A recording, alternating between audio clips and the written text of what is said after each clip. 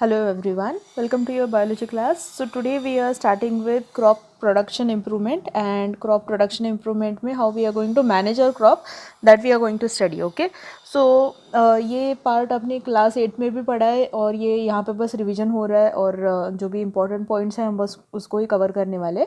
If you want जिन्होंने class 8 में ये पढ़ा नहीं है, you can just message me. I will share the link of video on your Redoxy Live app also for the class 8 basics. Okay, so you can ask me for that if you need. Others have completed it, so I don't think बहुत ज़्यादा basics सा part है, आप इसको बस read भी कर लोगे तो भी समझ में आ जाएगा. ठीक है, so let's start with this. So first thing is crop production improvement. So India is an agriculture based country. Majorly most people do farming. So there are different types of farming practices are being carried out by different types of farmers in India.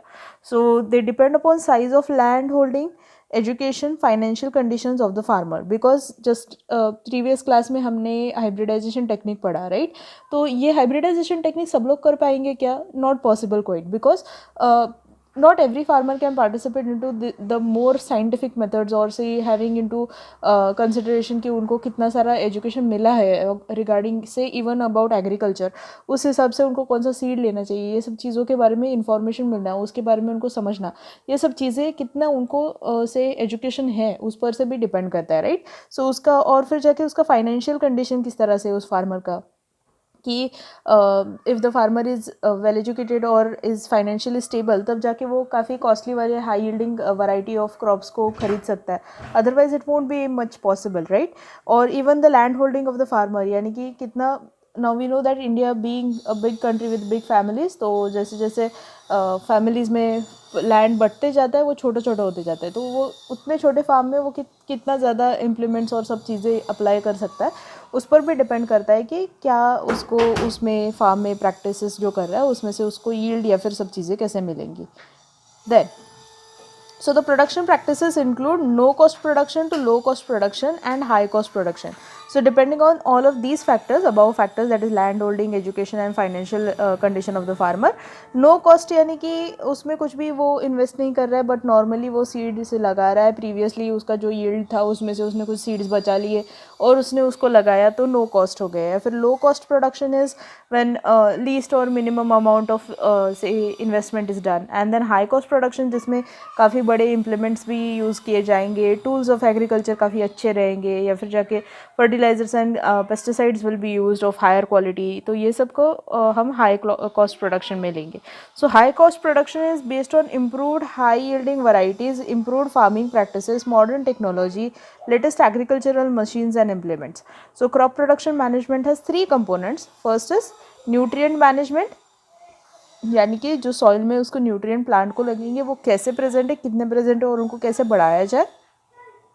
Irrigation and cropping pattern. अभी ये देखो, ये तीन factors जो है, यानी कि soil, ये टोटली प्लांट के ऊपर डिपेंडेंट है. ठीक है, कि न्यूट्रिएंट मैनेजमेंट क्यों? क्योंकि प्लांट को दो चीज़ें लगती है ग्रोथ के लिए, एक तो है सॉइल और दूसरा है water.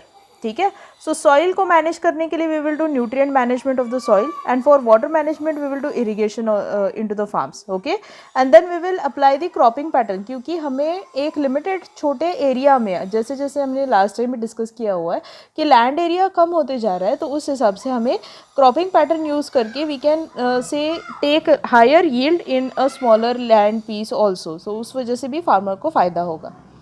So hence these are the three techniques or three components which we are going to study in detail. Then classification of plant nutrient. तो plant के nutrients यानी कि जो soil में से वो nutrient लेता है, those are 16 essential elements. Okay, so these are required for the development of plant and they are classified into two major groups, macronutrients and micronutrients. macro का मतलब होता है large या फिर say big. ठीक है, तो the nutrients which are required into large quantity are called as major nutrients or the macronutrients. जबकि इसका ही बराबर से उल्टा micronutrient क्या होता है? Micro is traces or small. ठीक है, so nutrients which are required into small quantity are called as micronutrients. Here they have given differences here. So उसमें main important ध्यान देने वाली चीज़ है कि ये large quantity में लगता है, ये small quantities में लगने वाला है. This is लार्ज क्वांटिटी यानी कितना, 1 mg/g dry matter of the plant ये रिक्वायर्ड है। जैसे फॉर एग्जाम्पल से कार्बन, हाइड्रोजन, ऑक्सीजन, नाइट्रोजन, ये सब चीज़ें बहुत ज़्यादा क्वांटिटी में प्लांट को ग्रोथ के लिए लगती है। जबकि माइक्रो न्यूट्रिएंट्स जो है वो 1 mg/g से कम लगता है, ठीक है। So hence it is micro nutrient. And then third is they take part into the building plant body and different protoplasmic structures, यानी कि सेल को बिल्डअप करने के लिए ये सब चीज़ें इसेंशियल है। जबकि इसका एज सच कुछ बड़ा फंक्शन नहीं है, बट ये ट्रेसेस में इसलिए लगता है क्योंकि ये कुछ कुछ रिएक्शंस में प्रिकर्सर होता है, कुछ से प्रोटीन बनाने में ये प्रिकर्सर्स होते हैं, कुछ एंजाइमेटिक रिएक्शंस में ये लगते हैं, तो इस वजह से दीज आर इसेंशियल, ठीक है। यानी कि इनका एब्सेंस होना इज़ ओके ऐसा नहीं होता है, ये भी ज़रूरी ही होते हैं, okay. So for say replenishing the nutrients of the soil, क्योंकि सॉइल का एक चीज़ है कि हम अगर एक ही limited amount of land area में अगर क्रॉप्स लगाते जा रहे हैं, तो फिर जैसे जैसे क्रॉप हम ग्रो करते जाएंगे वैसे वैसे सॉइल के अंदर के न्यूट्रिएंट्स जो है वो कम होते जाएंगे। And these nutrients as they start depleting this land will start getting barren, okay. तो ये जो लैंड बैरन होते जा रहा है इसको हमें रिप्लेनिश करना है विद दिस न्यूट्रिएंट्स, ओके। तो ये न्यूट्रिएंट्स को हम एड अप किस तरह से करेंगे into the soil? So that is added up through two major techniques, that is first is called the manuring and second is applying fertilisers, ठीक है। तो सबसे पहला technique is manuring that we will study today. So manuring is farmers have to add manure to the field to replenish the soil with the nutrients and this process is known as manuring. So manures जो है वो क्या होते हैं? So these are organic substances obtained from decomposition of plant and animal wastes generally, and depending on what kind of waste is used and what kind of manure, how it is prepared, उसके types भी होते हैं, ठीक है। जैसे for example से compost, vermi compost हो गया, फार्म यार्ड मैन्योर हो गया, ग्रीन मैन्योर्स हो गए, ये सारे उसके टाइप्स हैं, ठीक है। तो उनको भी हम थोड़ा सा देखेंगे बाद में। सो मैन्योर्स के एडवांटेजेस देखते हैं, ठीक है। तो सबसे पहले क्योंकि ये decomposed plant and animal matter से बना हुआ है, तो डिकम्पोजिशन प्रोसेस में फ्रेंडली माइक्रो ऑर्गेनिजम्स उसमें एडअप हो जाएंगे, ठीक है। Now as it is decompose plant matter, तो प्लांट मैटर में बहुत सारे फाइबर्स होते हैं जो स्क्लेरेंकाइमेटस टिश्यू से बनते हैं, तो इनकी वजह से टेक्सचर ऑफ सॉइल जो है वो अच्छा बन जाता है। और ऑर्गेनिक मैटर ऐड होता है जिसको हम ह्यूमस बोलते हैं। ह्यूमस ऐड होने की वजह से soil becomes porous and it increases the water holding capacity of the soil, ठीक है। और ये काफ़ी ब्लैक कलर का होता है, जो न्यूट्रिएंट रिच मटेरियल होता है उससे बना हुआ होता है ह्यूमस।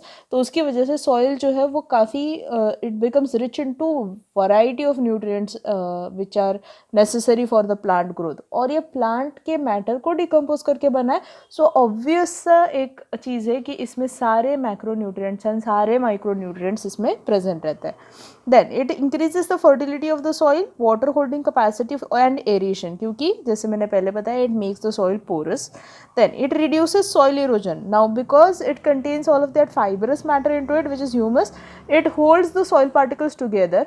और जैसे ही इसमें हम पानी डाल देते हैं तो उसकी वजह से क्या होता है कि ये पानी को होल्ड करता है ऑर्गेनिक मैटर, और फिर जाके it will not let the soil, जो टॉप सॉइल होता है, जो लूज सॉइल होता है, जो कि सबसे फर्टाइल पार्ट है सॉइल का, ये उसको होल्ड करके रखता है। And the water flows from this say part and it cleanly it flows rather, and the topsoil is saved by the humus, ठीक है।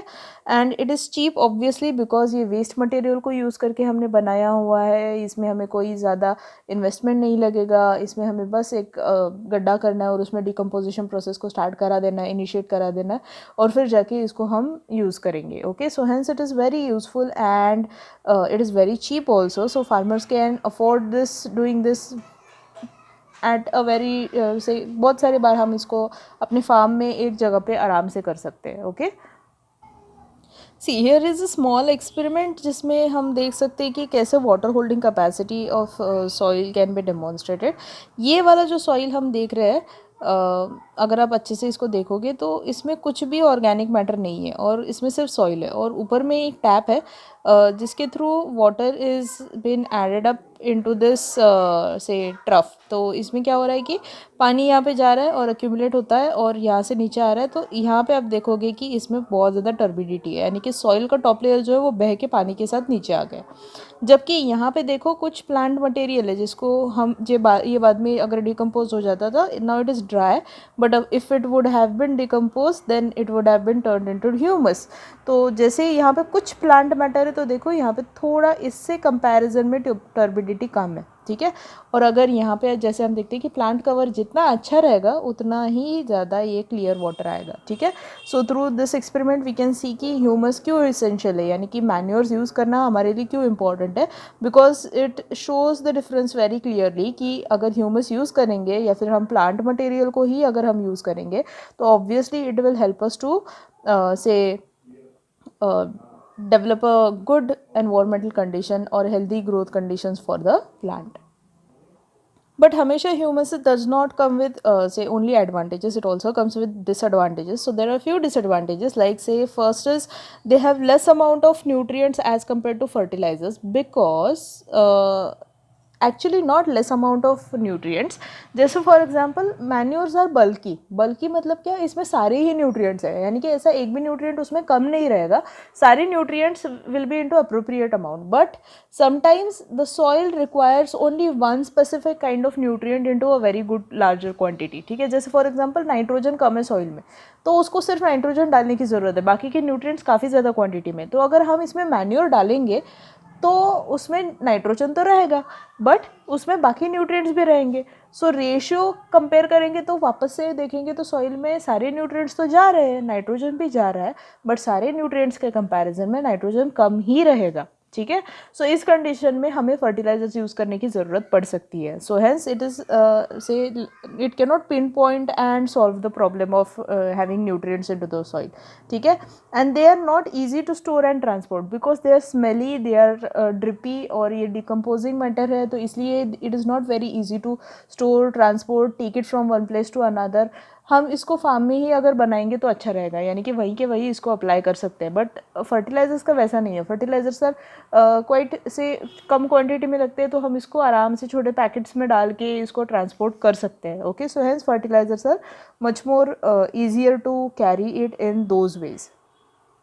Then they've given a few important points here, like different types of manures. तो मैंने जैसे आपको पहले भी बताया था, compost is a type of manure which is produced from plant and animal waste by action of microorganisms. Green manure, which is produced by sowing and back प्लाइंग of fast growing crops like mustard and alpha, ठीक है। तो पहले वाले में हमने क्या किया, plant and animal waste को कलेक्ट किया है, उसको डंप करके हमने माइक्रो ऑर्गेनिजम्स की एक्शन करने दी, डिकम्पोजिशन करने दिया, और इसको हमने क्या किया, we have added up into the farm. इसके लिए हम क्या करते हैं, फार्म में एक डंप बनाते हैं या फिर एक पिट बनाते हैं, कंपोस्टिंग पिट जिसको बोलते हैं। उसमें नीचे में एक ब्रिक लेयर होता है, उसके ऊपर हम प्लांट मटेरियल डालते हैं यहाँ पे, फिर उसके ऊपर लेयरिंग ऑफ से एनिमल वेस्ट करते हैं, और फिर जाके यहाँ पे फिर से प्लांट मटेरियल ऐड अप, फिर एनिमल वेस्ट, फिर प्लांट मटेरियल, ऐसे करके ये लेयर्स में इसको हम डिकम्पोजिशन एक्शन होने के लिए रख देते हैं। Good microorganisms are present into animal waste and also into plant waste, और ये इसका डिकम्पोजिशन करेगा और ये फिर सारा मैटर जो है वो कंपोस्ट बन जाएगा, और इस कंपोस्ट को फिर निकाल के हम फार्म में अप्लाई करते हैं, ठीक है। जबकि ग्रीन मैन्योर का ये डिफरेंट है। ग्रीन मैन्योर में हम क्या करते हैं, ग्रीन मैन्योर में हम फार्म में कुछ प्लांट्स को ग्रो करते हैं, specifically we grow leguminous plant, ठीक है। लेग्यूमिनस प्लांट का स्पेशलिटी क्या होता है, उसमें रूट नोड्यूल्स होते हैं, रूट नोड्यूल्स में there is important bacteria that is rhizobium. तो हम क्या करेंगे, ये फास्ट ग्रोइंग प्लांट होते हैं तो ये फटाफट ग्रो हो जाते हैं विद इन अ मंथ और सो, और फिर हम डायरेक्टली इस फार्म में प्ला कर देंगे। प्लाइंग की वजह से क्या होगा कि ये जो प्लांट्स है ये टूट के ज़मीन में सॉइल के साथ ऐसे ही गड़ जाएंगे, ठीक है। तो सॉइल में इसका एक लेयर बन जाएगा और ये इधर डिकम्पोज होना शुरू हो जाएंगे, और इसके अंदर के रूट नोड्यूल्स के जो माइक्रो ऑर्गेनिजम्स है और नाइट्रोजन जो फिक्स्ड है वो सॉइल में यहाँ पे मिक्स हो जाएगा, और फिर जाके हम इस लेयर के ऊपर यानी कि मेन लेयर के ऊपर अभी इसमें हम अपने मेजर प्लांट्स लगाएंगे, क्रॉप्स लगाएंगे, तो इनको न्यूट्रिएंट सारे मिल जाएंगे। So that is called as green manuring, okay. Then next is Farm yard manure is it consists of cattle dung, farm refuse and fallen leaves and twigs of plant. तो इनको use करके हम क्या करते हैं, green manure farm yard manure बनाते हैं. तो फार्म में जो भी सारे वेस्ट है, यानी कि कैटल डंग हो गया, फार्म का जो वेस्ट है, ये सबको ऐड करके हम इसमें से डिकम्पोजिशन करके करते हैं. Then is vermicomposting. जब भी कंपोस्ट पिट में हम along with the waste we add few से डिग्रेडेशन, अच्छे डिग्रेडेशन के लिए और अच्छे से डिकम्पोजिशन होने के लिए वी ऐड रेड वर्म्स, यानी कि अर्थवर्म जब भी हम ऐड करते हैं तो these are hence it is called as vermicomposting. That is because of adding worms into it. ठीक है, so hence it is vermicomposting. Then earthworms are also called as farmer's friend because the burrowing action of earthworms, they help into loosening the soil particles, and it improves the physical structure of the soil by adding humus into it. So vermiculture, that is cultivating worms and earthworms into the farm. And organic farming, it is a kind of farming system where it is free of harmful chemicals. इसमें कोई भी fertilizer और pesticide use नहीं किया जाता है. इसमें सिर्फ जाके manures and organic matter is used, and like biofertilizers and biopesticides are recommended. तो इस condition में we don't use any chemicals, and that technique is called as organic farming, which is quite a hit nowadays. Okay, then fertilizers, so they are commercially manufactured inorganic salt, यानी कि chemically they are manufactured. ये organic matter का कोई भी इसमें से ये नहीं आता है. Essential for plants like NPK, nitrogen, phosphorus and potassium fertilizers which increases the soil fertility. तो इनका मैंने जैसे पहले भी बताया importance बहुत ज़्यादा है, क्योंकि ये पिन पॉइंट करके जितना चाहिए उतना न्यूट्रिएंट्स प्रोवाइड करते हैं. ठीक है, so that's why these are very important. So like they are nutrient specific. तो अगर नाइट्रोजन चाहिए तो नाइट्रोजन फर्टिलाइज़र डालो, यूरिया डालो. अगर पोटेशियम चाहिए तो NPK डालो. ऐसे करके हम सिर्फ उतना ही डालेंगे. ठीक है, and is required into very small amounts because these are inorganic salts.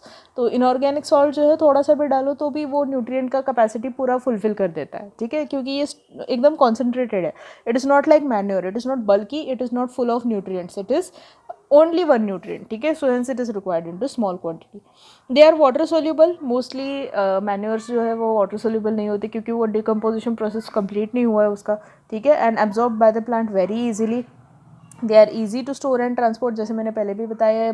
काफ़ी कम क्वांटिटी में लगते हैं, काफ़ी न्यूट्रिएंट स्पेसिफिक होते हैं और ये ड्राई होते हैं, पाउडर फॉर्म में होते हैं. So we can packet into small packets and transport it any time wherever we need. Okay, disadvantages इसके ये है कि अगर हमने इसको ज़्यादा क्वांटिटी में डाला तो क्योंकि ये इनऑर्गेनिक सॉल्ट्स है, ये सॉइल का केमिकल कंपोजिशन चेंज कर देते हैं, कुछ ना कुछ रिएक्शंस हो सकती है उसमें. Then there are fertilizers can change soil structure because of which soil के माइक्रो ऑर्गेनिज्म जो हेल्पफुल माइक्रो ऑर्गेनिजम्स है they die. And accumulation of fertilizers into water bodies causes eutrophication. यानी कि पहले वाला जो इमेज मैंने आपको शेयर किया था कि जैसे सॉइल कैसे पानी के साथ बह जाता है, तो उस कंडीशन में अगर उसमें ज़्यादा एक्सेसिव फर्टिलाइज़र रहेगा सॉइल में और ये पानी के साथ बह गया तो वो नियर बाय वाटर बॉडीज़ में जाके एक्यूमुलेट होता है. तो इस कंडीशन में क्या होता है कि उस वाटर बॉडी में because of these excessive nutrients into the water there are many algae which are present into the soil which gain this nutrients and start growing. तो ये एल्गी बहुत ज़्यादा क्वांटिटी में जब ग्रो होता है, स्पेसिफिकली अगर ये सरफेस एल्गी ज़्यादा ग्रो होता है वाटर बॉडी के ऊपर, यानी कि suppose this is water body. ठीक है, और यहाँ पे फर्टिलाइजर्स आके एक्यूमुलेट हुए हैं, जिसकी वजह से क्या होता है कि सरफेस के ऊपर ग्रीन एल्गी बहुत ज़्यादा क्वांटिटी में ग्रो हो जाना शुरू हो जाता है. ठीक है, so this algae which is growing on the surface is called as the algal bloom. और ये algal bloom जो है it cuts the contact of atmospheric air, यानी कि यहाँ पे जो एयर है इसका वाटर के साथ जो कांटेक्ट है वो पूरी तरह से ब्रेक कर देता है. तो इसकी वजह से ये वाटर के अंदर के रहने वाले जो भी सारे ऑर्गेनिजम्स है, यानी कि फ़िश हो गए या फिर जाके जो छोटे दूसरे एनिमल्स होंगे, ये सब लोगों को जो उनको चाहिए वो ऑक्सीजन सप्लाई नहीं मिलेगा. ठीक है, विच starts causing the death of these organisms and they start decomposing and slowly this water body it becomes dead. ठीक है, तो पूरी तरह से उसके अंदर के सारे जो न्यूट्रिएंट्स है वो ख़त्म हो जाते हैं, सॉरी लाइफ जो है वो ख़त्म हो जाती है, वाटर बॉडी इट डाइज. ठीक है, तो इसको बोलते हैं यूट्रोफिकेशन प्रोसेस. यानी कि जब भी वाटर बॉडी के सरफेस के ऊपर there is growth of algae और algal bloom which destructs the water body after a certain period of time is called as eutrophication. ठीक है. Then types of fertilizers. So nitrogen fertilizers like sodium nitrate or urea can be used. Phosphatic fertilizers like ammonium phosphate is used. Potassium fertilizer, potassium phosphate, or sometimes we need mixed fertilizer यानी कि तीनों की भी ज़रूरत होती है. So NPK or CAN can be used. Only urea is an organic compound which is used as fertilizers. Otherwise all of other fertilizers are inorganic salts. So here they have given few extra points about knowledge. So methods of maintaining soil fertility without using fertilizers, what we can do is, first is field fallow, यानी कि a practice of leaving land uncultivated for a season is called as field fallow. Many a times you might have observed कि बहुत सारे बार एक season के लिए या फिर एक कोई भी क्रॉपिंग साइकिल के लिए फार्म को वैसे ही रख देते हैं, यानी कि उसको प्लाव करके धूप लगने के लिए रख देते हैं, राइट. तो उसमें क्या होता है कि सारे जो डाउन प्लाइंग की वजह से डाउनवर्ड्स न्यूट्रिएंट्स जो है, यानी कि नीचे का सॉइल का पार्ट जो है वो टर्न करके ऊपर आ जाता है. तो ऊपर का सॉइल रीजन जो है वो थोड़ा सा सॉफ्टनिंग के लिए वो सीजन के लिए छोड़ देते हैं, और फिर वो लूजनिंग में वो नीचे का सॉइल में से न्यूट्रिएंट्स ऊपर आने की वजह से प्लांट की ग्रोथ के लिए हेल्प कर देते हैं. So this is one of the methods. दूसरा है क्रॉप रोटेशन, यानी कि हम डिफरेंट क्रॉप्स को सक्सेसिव सीजन्स में हम उसको फील्ड में कल्टिवेट कर सकते हैं. एक में लेग्यूमिनस ले लिया, एक में नॉन लेग्यूमिनस ले लिया, फिर से जाके लेग्यूमिनस लिया, फिर से नॉन लेग्यूमिनस लिया. This will help us to say replenish the nitrogen and जो भी रिक्वायर्ड न्यूट्रिएंट्स है वो साइकिल में चलने की वजह से एक कोई भी पर्टिकुलर न्यूट्रिएंट जो है वो ख़त्म नहीं होगा. Then bio fertilisers, use of micro organisms and their biological activities for production of nutrients can be use like rhizobium bacteria is a symbiont. Nostoc and anabaena ये एल्गी है, ये लोग we can grow them into paddy fields. पानी ज़्यादा होता है तो वहाँ पे नॉस्टॉक एनाबीना ग्रो हो सकती है. लेग्यूमिनस प्लांट्स में राइजोबियम रूट नोड्यूल्स बना सकता है, so we can use rhizobium for replenishing the nitrogen supply. और even there are few free living bacterias like azotobacter, azospirilla which can also do nitrogen fixation. ठीक है, तो इनको use करके हम लोग बायो फर्टिलाइजर्स की तरह यूज़ कर सकते हैं. So body of living organisms is made up of proteins. Proteins are the compounds of nitrogen, carbon, oxygen, hydrogen. Air nitrogen is fixed into compounds like nitrogen, nitrogen oxides, and these are soluble into water by certain microorganisms. Microorganisms such as rhizobium, a bacillus, bacteria is present in the root nodules of leguminous plant, and this rhizobium is capable of fixing air nitrogen. So fixation of nitrogen enriches the soil in natural way. Nitrogen fixation is process combined with oxygen and nitrogen, combining oxygen and nitrogen to form nitrogen compounds like nitrates and nitrites. Blue-green algae are long drains, common along the drains, wet places, flooded paddy fields, etc. So Anabina, nostoc, or Oscillatoria, Gleocapsa are some algae which we can use for nitrogen fixation. Root nodules. So leguminous plants, they bear root nodules. Root nodules is house of rhizobium, nitrogen fixing bacteria. Nitrogen fixed by the bacterium is supplied as additional nitrogenous nutrition to the leguminous plant or host. In turn, host plant provides shelter, carbohydrate food to the bacteria. So root nodules or leguminous root nodules are living together for mutual benefit, hence it is called as symbiosis. Okay. So here they have given difference between manures and fertilizers. You can just write this down into your notebook. 8 points है, आपको question 4 mark के लिए आता है तो आप 8 point आराम से लिख सकते हो. So please note this down and practice writing these. For homework you have to solve the review questions. Okay. Then next part is irrigation. we will do irrigation and then we will stop, because these are quite easy points to understand. So hence let's complete this, and next time we will do cropping pattern. So irrigation, so the process of artificial supply of water to the crop after different intervals is called as irrigation. So the time frequency of irrigation varies from crop to crop depending on which season of crop it is. रबी होगा, खरीफ होगा, उस हिसाब से crop को कितना पानी लगता है उस हिसाब से, और कौन सा सीज़न है उस हिसाब से, ठीक है। तो सॉइल किस तरह का है उस हिसाब से हम फर्टिलाइजेशन सॉरी इरिगेशन जो है उसको depends on all of these condition, ठीक है। तो सोर्सेज ऑफ वाटर क्या क्या होते हैं? So there is well, tubewell, pond, lake, river, canal and dam which can be used. Irrigation system in India. So majorly we used to use canal system in India. So canal system receives water from the rivers. Main canals are divided into branches and further divided into distributaries to cover maximum area for irrigation into the farms. So here is a image which shows canal irrigation. एक major canal आ रहा है और वो distribute होके बाकी तरफ भी जा रहा है. We don't have solar irrigated and everything, but ये बड़े जहाँ पे फार्म्स है और वहाँ जहाँ पे acres of lands are under cultivation, वहाँ पे हम ये सिस्टम को यूज़ कर सकते हैं.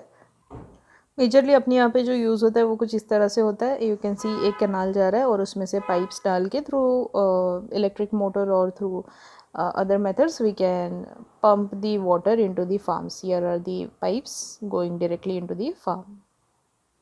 So this is how the canal system works. Okay. Next technique is tanks. So water storage is done into reservoirs, that is tanks. Generally ये farm में ही प्रेजेंट होते हैं जहाँ पे हम रन ऑफ वाटर को कैरी करते हैं. Sorry, we utilise this run off water और we do it into a small catchment area. यानी कि जैसे फॉर एग्जांपल अगर फार्म में से थोड़ा सा एरिया जहाँ से हम पानी को बह के we collect it into an area and the water gets accumulated into this part जिसको हम बोलते हैं catchment area, and that water is used as say for tank और वहाँ से हम सप्लाई करते हैं into the farms. So that is tanks. Then is wells. तो वेल के दो टाइप्स होते हैं. डग वेल, डग वेल इज़ जिसको डिग करके जो वेल बनता है उसको डग वेल बोलते हैं. Water is lifted up by the bullock cart. और we can use tube wells. Tube wells are majorly जहाँ पे छोटा बोर होता है और उसके थ्रू पानी जो है वो इलेक्ट्रिक और डीजल पंप के थ्रू हम इसको निकाल सकते हैं. You might have seen these both techniques.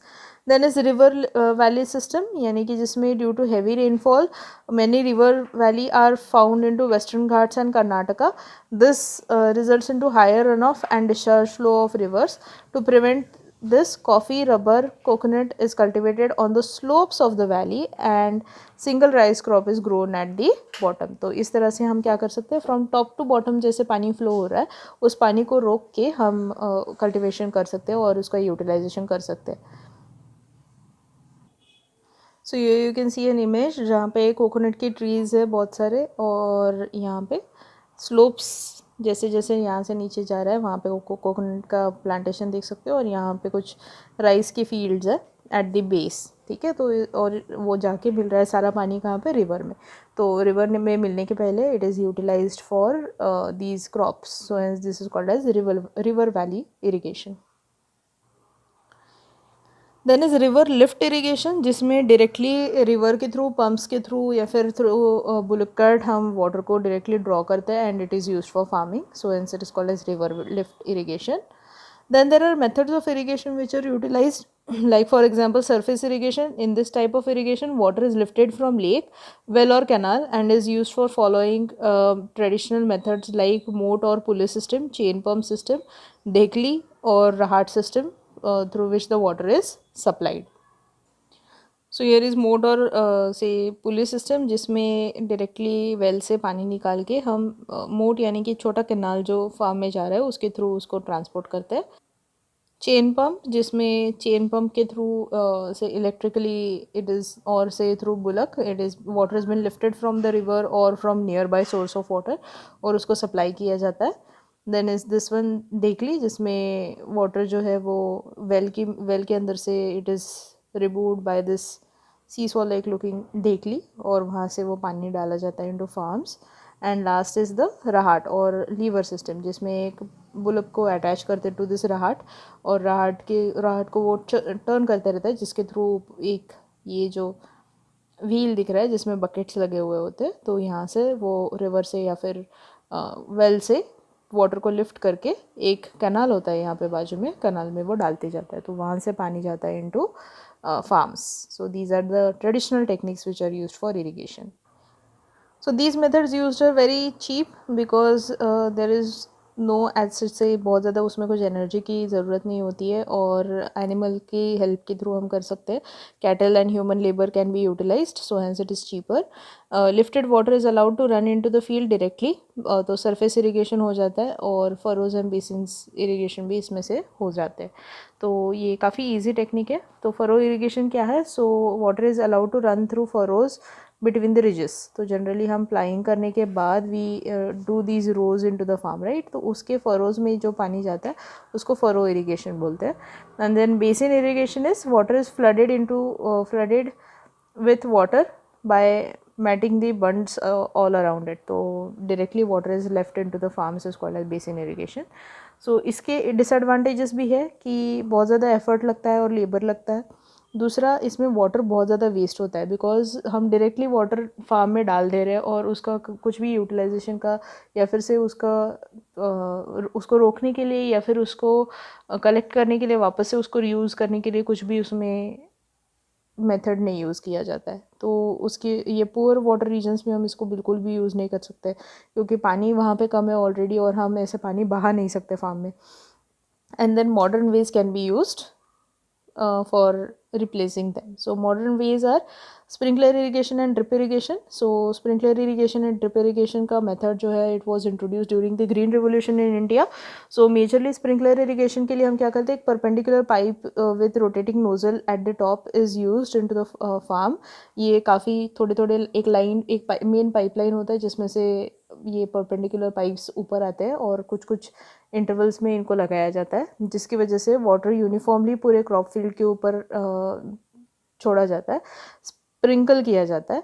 और फिर जाके ये मेजरली सैंडी सॉइल या फिर अनइवन लैंड में है ये काफ़ी यूज़फुल होता है क्योंकि इस जैसे एरियाज़ में पानी रुकने का नाम नहीं लेता क्योंकि वो बह जाता है, राइट. तो इस कंडीशन में हम स्प्रिंकलर इरिगेशन के थ्रू थोड़ा थोड़ा पानी ये स्प्रिंकल करता है, उसकी वजह से वहाँ पे फार्म में ज़्यादा पानी का वेस्टेज भी नहीं होता है और सभी जगह तक पानी पहुँच भी जाता है. Also it is efficient system for canal irrigated areas of Haryana and Rajasthan. तो जैसे मैंने पहले भी बताया ग्रीन रिवोल्यूशन में ये यूज़ किया गया था और इन जगहों पे तो बहुत कम क्रॉप यील्ड आता था और अभी now areas like Rajasthan where there was minimal crop yield due to irrigation and green revolution there we are growing quite good quantity of say agricultural product from these areas also.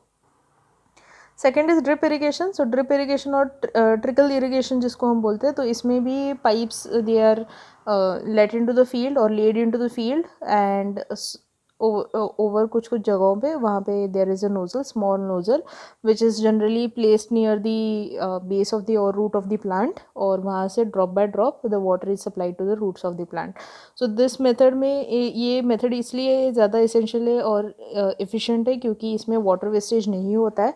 Secondly जहाँ पे poor water regions है उनमें तो ये काफ़ी बून है क्योंकि कम पानी में इरिगेशन काफ़ी अच्छे से प्लांट को जहाँ पे ज़रूरत है बस वहीं पे हम पानी दे रहे हैं, वो भी ड्रॉप बाय ड्रॉप. तो जितना पानी दे रहे हैं पूरा प्लांट इसको यूटिलाइज कर सकता है. और and this is very good technique for fruit crops और gardens and tea crops. Okay, तो ये सारे जगहों पे हम इसको यूज़ कर सकते हैं. So this is how sprinkler irrigation looks like. Farm है, वहाँ पे ये परपेंडिकुलर पाइप्स है और उसमें से पानी जो है वो पूरे फार्म में स्प्रिंकल किया जा रहा है. These are the nozzles. Continuously ये नोज़ल्स के थ्रू यहाँ पे पानी बीट किया जाता है. तो इसकी वजह से क्या होता है कि पानी जो है वो छोटे छोटे पैकेट्स में पूरे फार्म में स्प्रे होता है.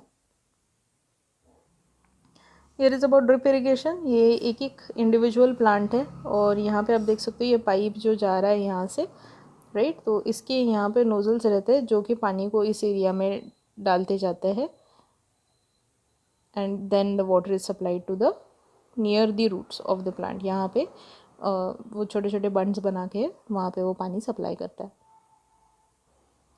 सी हियर यू कैन सी बिल्कुल प्लांट के रूट के पास में दो एरिया इज़ वेट बिकॉज वहाँ पे drop by drop water supply किया जा रहा है. सो this is drip irrigation. So what are advantages of irrigation? So supply of essential elements, that is irrigation water supplies two essential elements, that is hydrogen oxygen. Germination के लिए moisture ज़रूरी है जो कि इरीगेटेड वाटर के through आएगा. Growth of roots जो है वो सॉइल में वाटर अवेलेबिलिटी के हिसाब से होता है, so hence irrigation is important. And nutrients जो है वो वाटर में सोल्यूबलाइज होते हैं और जिसकी वजह से ही वो ट्रांसपोर्ट होंगे. So hence water is very essential to transport all of the nutrients which are present into the soil. Also we can utilize the method that is fertigation, or there are different methods which can be used during irrigation, or simultaneously we can use during irrigation which will help us into growth of the crops. Like fertigation.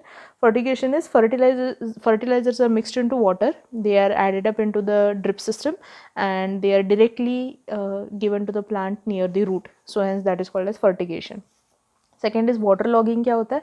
Waterlogging is a situation where standing water into the field due to excessive irrigation is called as waterlogging.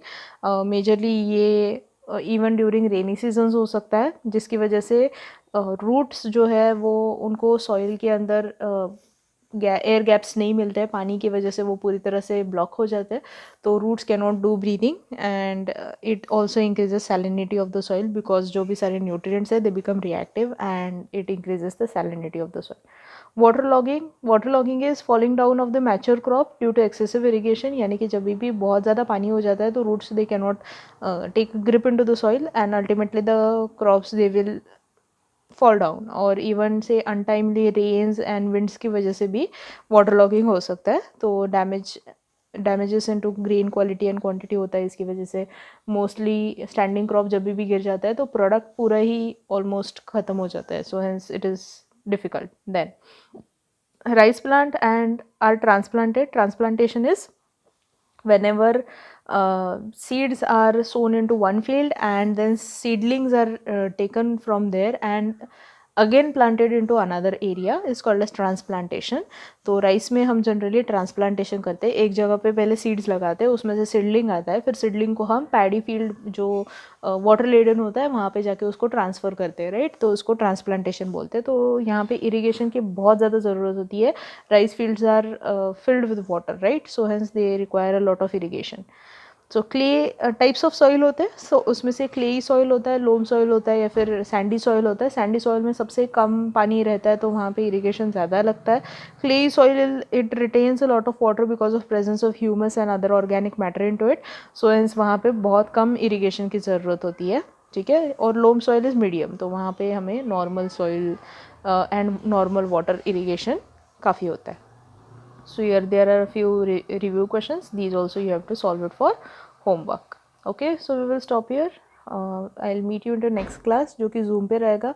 एक doubt session ले लेंगे and then we will start with cropping patterns. Okay, चलो bye, take care.